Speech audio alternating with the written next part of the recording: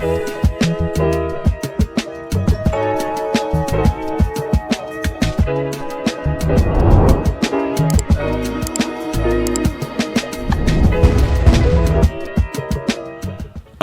hey, welcome to another episode of On the Wrist from Off the Cuff. Today I have a really cool review for you guys from the brand Omega.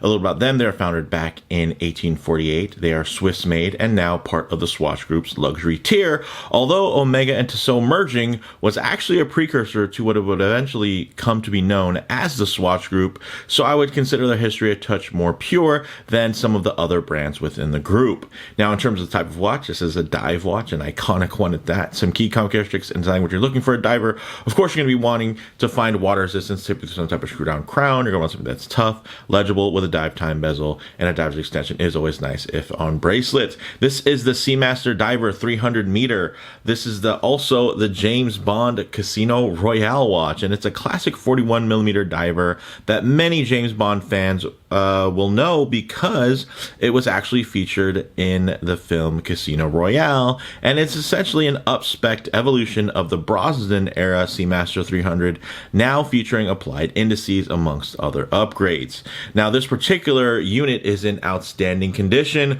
having been serviced and refinished by Omega just last year.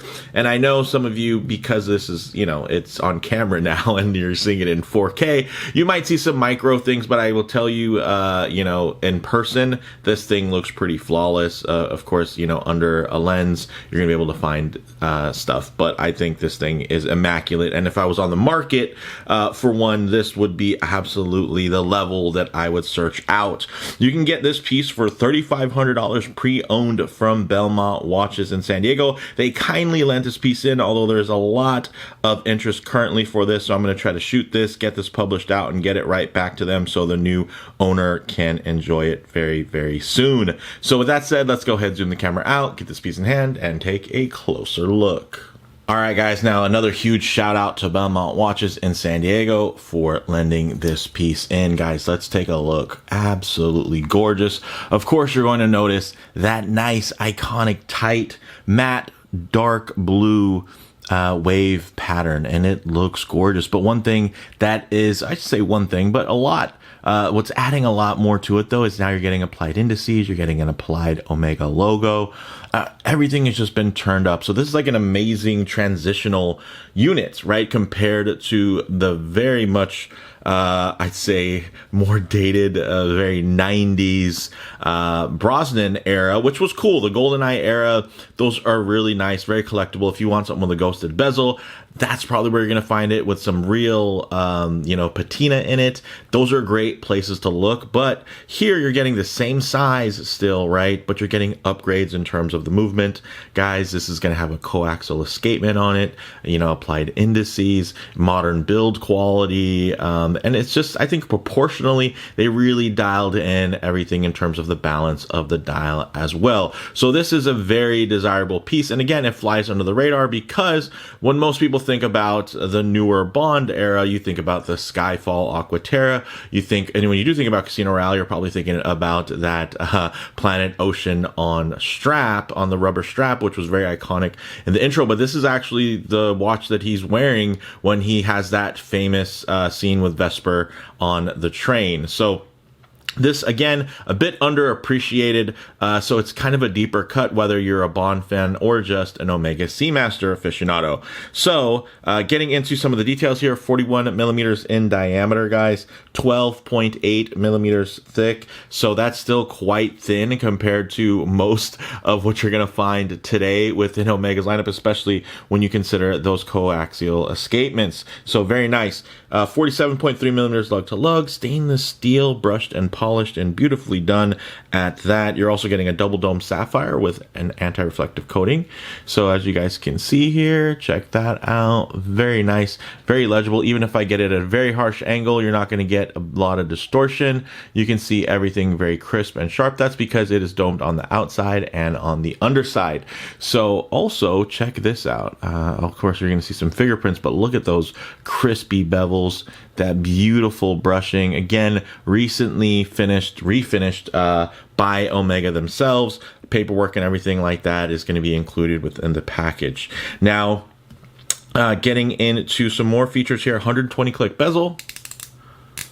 Ooh, very nice. And remember, because this is less grippy here with this wave scalloping, it means that they couldn't have too much resistance. So they dialed down the resistance.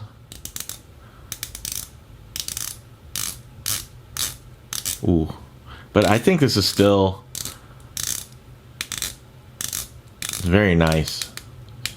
A little bit of play there, but again, this is an older watch, about 10 years old, 10 and some change years old now. Actually, let me give it another quick wipe because now I got my fingerprints all over that lovely matted bezel, and that's one thing it's harder to find these days because everything has been replaced with ceramic. So you get this matte aluminum bezel and it just looks perfect. It plays beautifully off of that dark navy blue dial.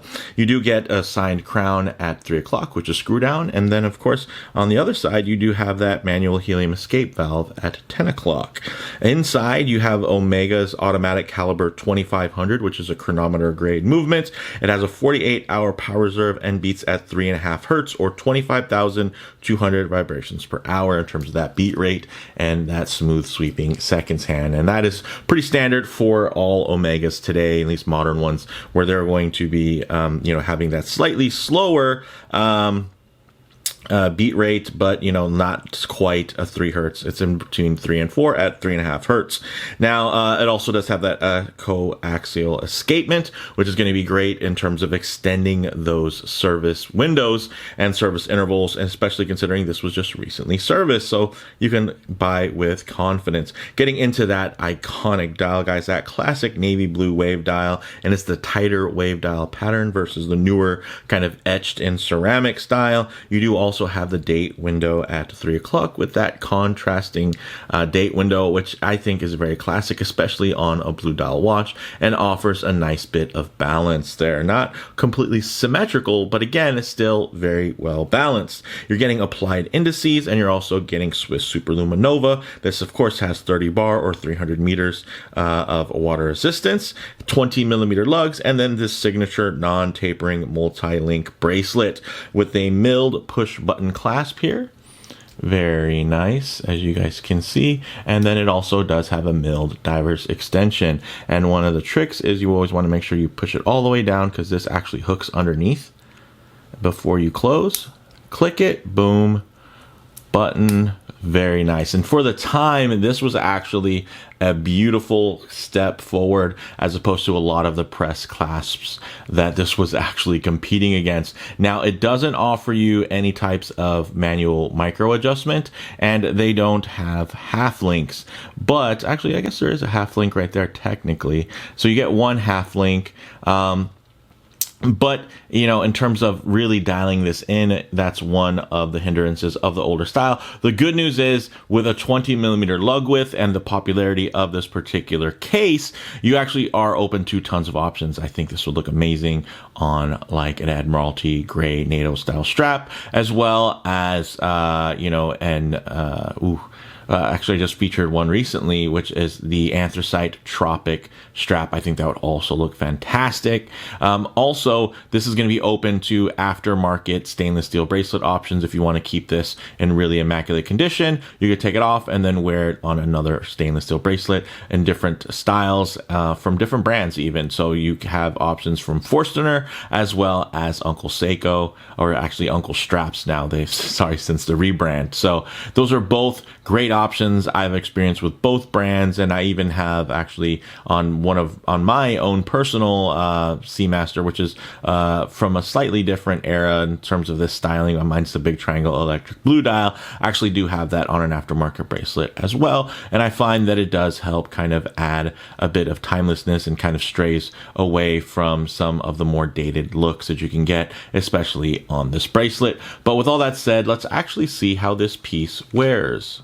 Okay guys, as you can see on my 7.5-inch wrist, this wears beautifully, and there's just enough links included to fit on a 7.5-inch wrist, although I would say it's a little bit on the tighter side in terms of what I would prefer to wear. So if you do have a larger wrist, you're going to want to go ahead and consider some other strap options, as well as, you know, even another bracelet, or just ordering some more factory links or half links.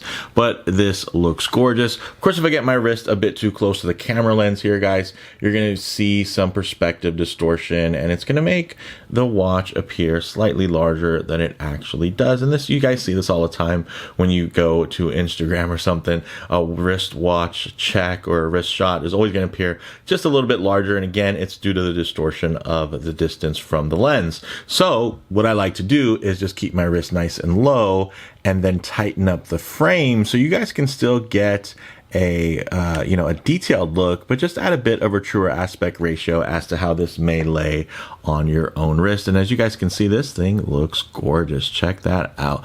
Beautifully thin. You're not going to find this from today's Omega, guys.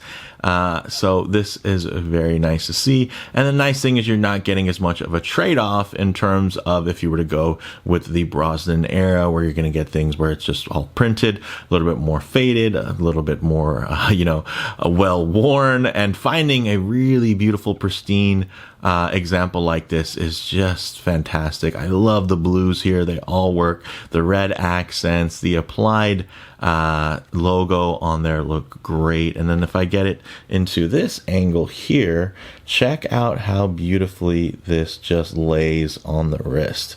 You have such a nice mid case, beautiful slope, turned down towards the wrist, hugging the wrist really, really nicely, guys. Ooh.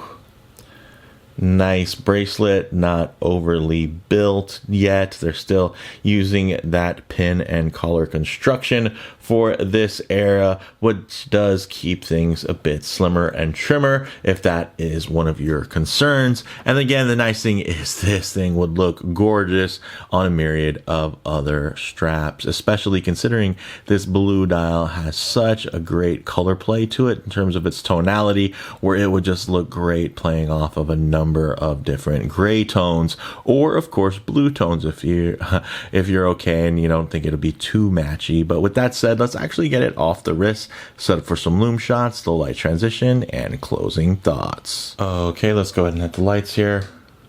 Ooh, check that out. Beautifully bright Lume, really well executed, very well balanced, and of course you're getting wonderful legibility and orientation. Now, one thing I always do like to work in is a bit of a low light transition, because you're always going to be out in the middle of a field enjoying direct sunlight. A lot of times you're going to find yourself coming in and out of buildings, walking underneath overhangs, or just hanging out underneath the shade of a tree. So it is nice to see what these colors, textures, and finishes render like in less than optimal lighting, guys. And man, does this thing look gorgeous. So much visual play, so much to enjoy, whether it be the scalloped edges on the bezel, the multi finishes there on that iconic bracelet, or of course that wave pattern dial that is going to grab, hold, reflect, and refract light in so many different ways that you're just going to get, again, it's that wave pattern. And it's not just a static wave, it's actually quite dynamic as light hits it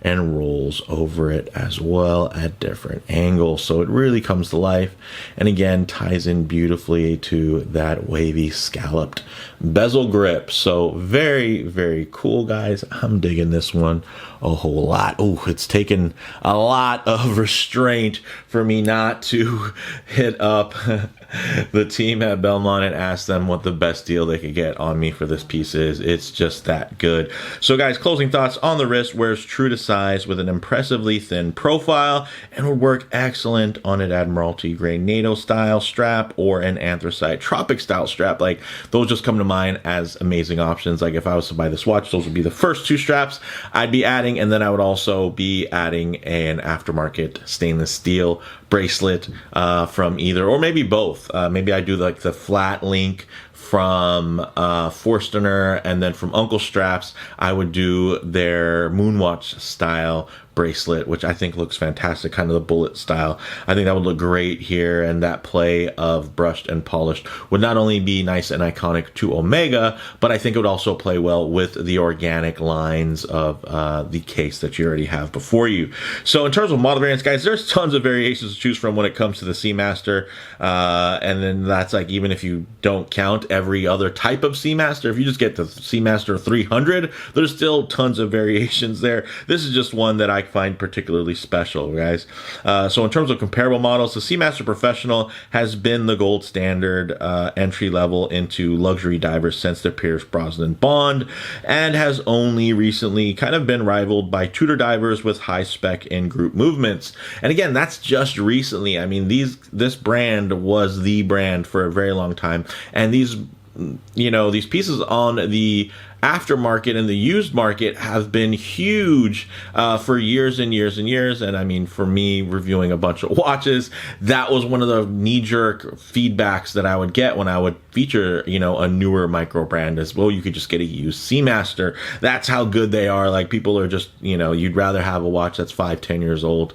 And at this point, geez, even beyond, a used versus a brand new top spec, no name type of brand. So again, I know that there's a market, there's a hunger for these, and I'm sure this will sell very fast, but I just appreciate the team from Belmont for lending this in so I can share it with you all and, chronicle this really cool model on my channel. So for me, guys, the bottom line is the Casino Royale era SMP definitely hits a great sweet spot, serving as the final form in terms of this generation of iconic 300-meter watches with the wave dials, right? Because after this, they went away from the wave dial, and then they eventually brought it back. Things were glossier, bigger, and they just haven't kind of been the same since.